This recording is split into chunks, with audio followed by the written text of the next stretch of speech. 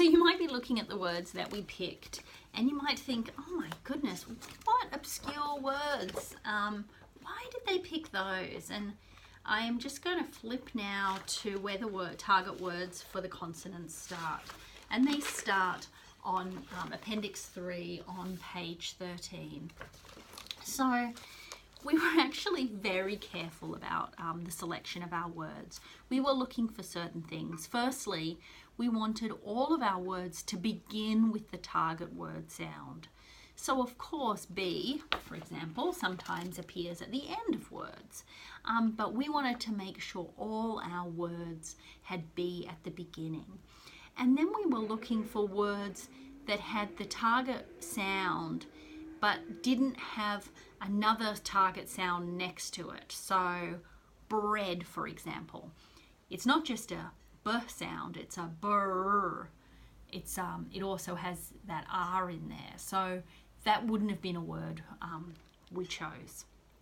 Then we were looking for things that were simply what we would call either a consonant vowel word, like B, or a consonant vowel consonant word like bin, okay, big, beach, all right? So B, E, Ch, right? Consonant, vowel sound, consonant, even though there's 5 letters there.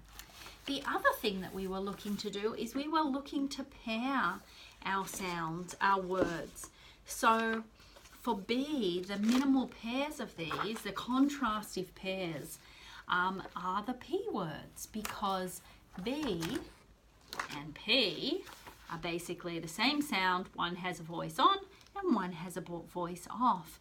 So we were looking for words that could map onto those B words. So we've got B and then we've got P. We've got beach down here and we've got peach.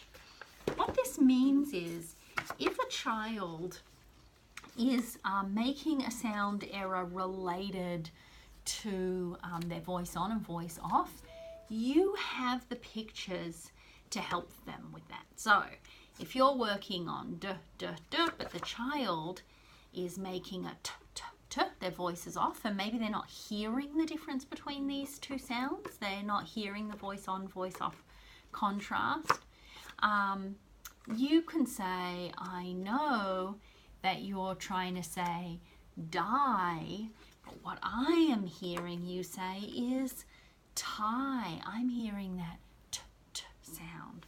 Or I know that you're trying to say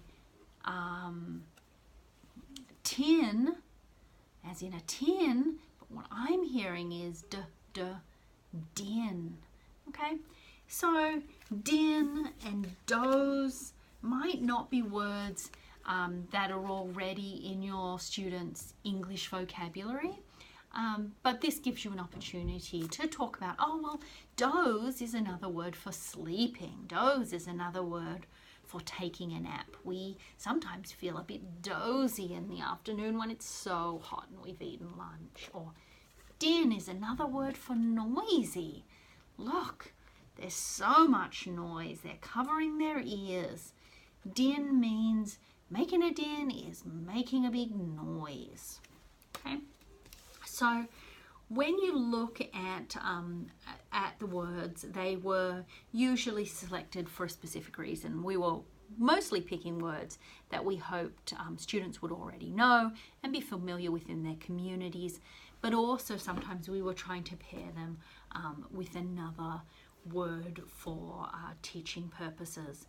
Certainly, you know, if you're working on and we've given you 6 words, run, rain, room, ruler, robot, rooster, feel free to add your own words that might be relevant to your classroom or some teaching or some curricular stuff that's going on.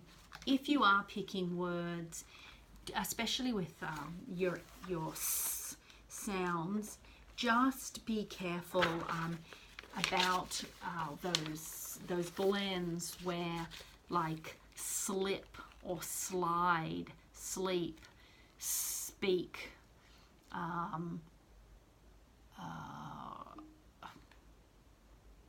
Other S, a lot of our S words actually combine with a street, staple. Watch when you've got actually two consonant sounds next to each other at the beginning of the word.